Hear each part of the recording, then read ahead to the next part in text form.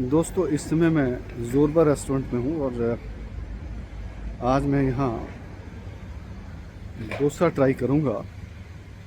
जैसे कि मैंने आपको पहले बताया था कि थोड़ा सा कुल्लू में मैं संघर्ष कर रहा हूँ अच्छा डोसा खाने के लिए। 2-3 जगह पहले मैंने ट्राई किया था तो इतना मज़ा नहीं आया। तो यहाँ आज मैं ट्राई करूँगा डोसा कि किस प्रकार से डोसा बनता है यहाँ। तो अभी मैं चाय पी रहा हूँ। देखिए दोस्तों, ये देखिए चाय आ गई है मेरी और चाय की चुस्कियाँ। और यहाँ की देखिए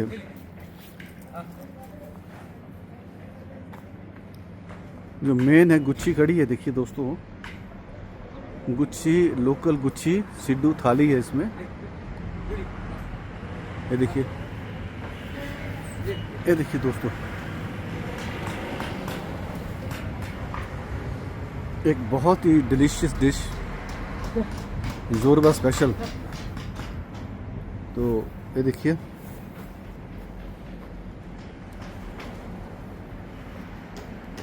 यहाँ कुछ कंस्ट्रक्शन वर्क भी चला हुआ है। अलग अलग लोकेशंस पर आप बैठ सकते हैं दोस्तों।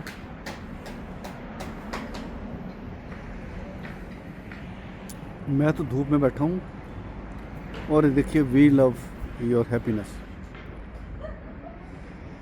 ज़ोरबा।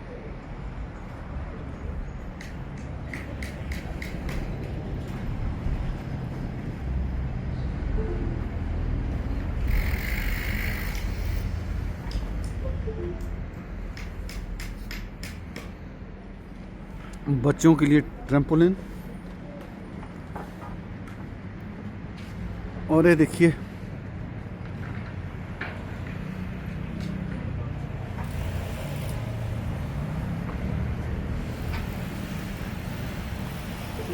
दोस्तों टेबल सज रहा है मेरा। ये देखिए पानी आ गया है।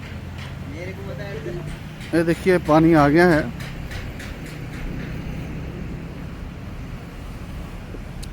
बिल्कुल हाईवे के साथ।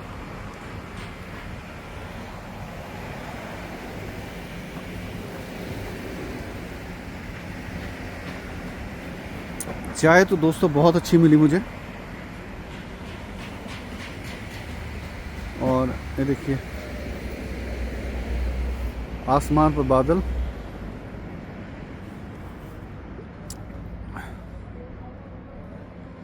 और ये देखिए यहाँ कुछ लकड़ी का काम होता हुआ। ये देखिए दोस्तों, देखिए अब मेरा डोसा आ गया है। और जैसे आदमी पहले आंख से उसको टेस्ट करता है तो डोसा तो बहुत अच्छा लग रहा है। अब इसको खा के देखते हैं कि देखो, चटनी भी नारियल की भी है, दूसरी भी, और सांभर भी अच्छा लग रहा है। अब मैं अपने मित्र भाई को बोलूँगा कि मुझे खाते हुए दिखा। पकड़ लेना यहाँ से, मैंने यहाँ से पकड़ना, और जब बंद करना तो ये वाला दबाना, ठीक है ना दोस्तों। पहले मैंने प्रभु का नाम लिया और अब मैं शुरू करता हूँ दूसरा।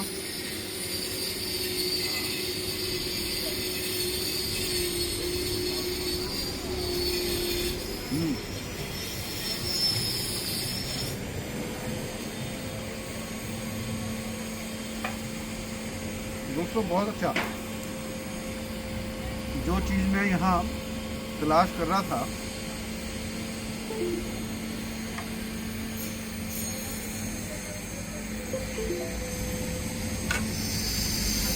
सांभर एवन बहुत अच्छा।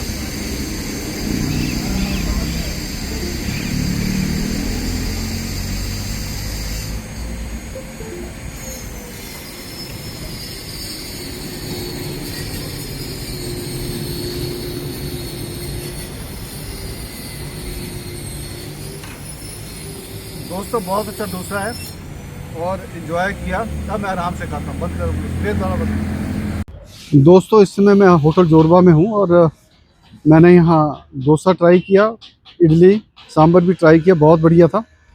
और ये देखिए यहाँ मेरे मित्र, मेरे दोस्त यहाँ मिल गए हैं। सर नमस्कार। नमस्कार।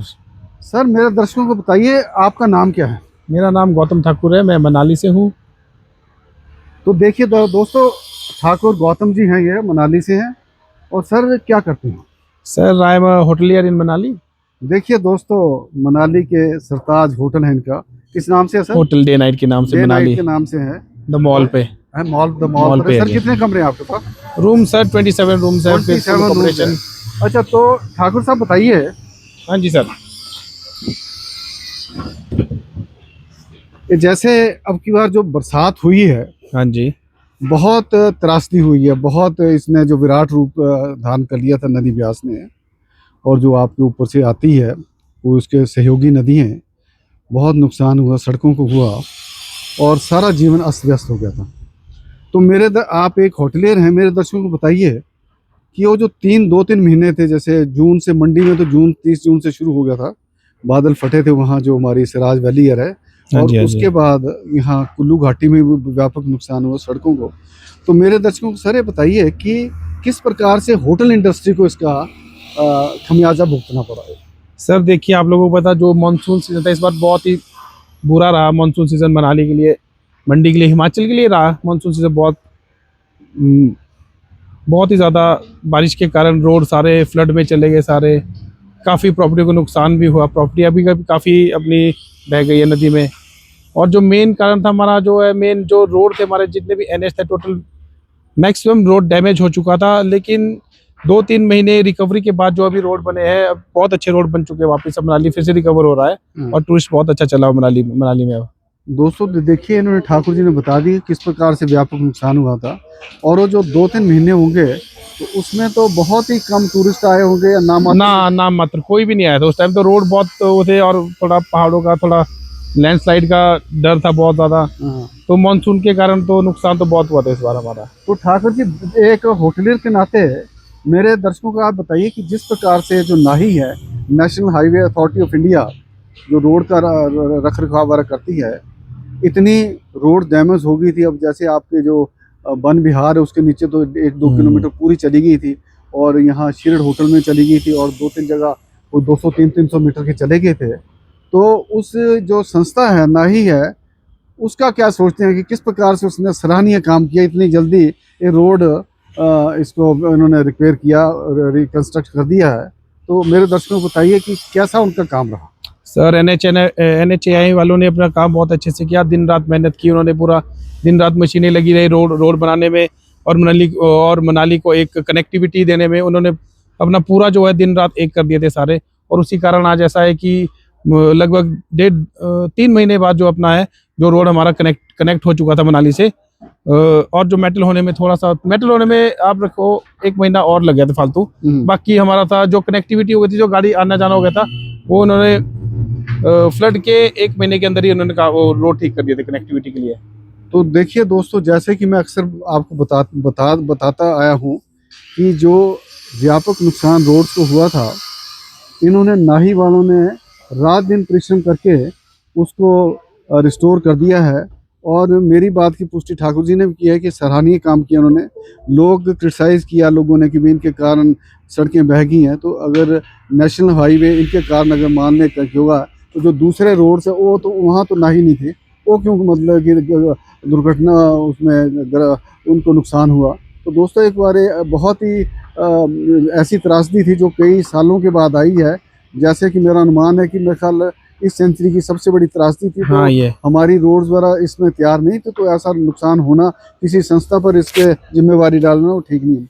तो सर, जैसे अब मैंने जैसी जानकारी है, अक्टूबर से जो सीज़न था, जो कि पहले थोड़ा सा धीमा होना चाहिए था, इसने बहुत मंद रफ्तार पकड़ी।